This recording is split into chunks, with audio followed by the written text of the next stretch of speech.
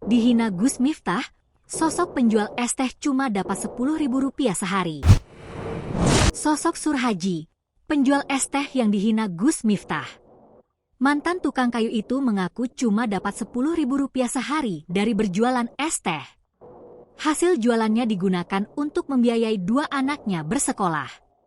Surhaji pedagang es teh viral setelah jadi bahan olok-olokan Gus Miftah dalam sebuah acara dakwah di Magelang. Dalam video singkat yang beredar, tampak Gus Miftah yang mengerjai Surhaji si penjual es teh saat menjajak dagangannya. Es tehmu ijak okeh ora? Es tehmu masih banyak nggak? Masih? Yok kono didol, ya sana dijual. Goblok, ya kata Gus Miftah dikutip via tribunbengkulu.com. Dol NNDC, ngkolak rumpayu yowes, takdir, jual dulu, nanti kalau masih belum laku, ya sudah, takdir, sambungnya.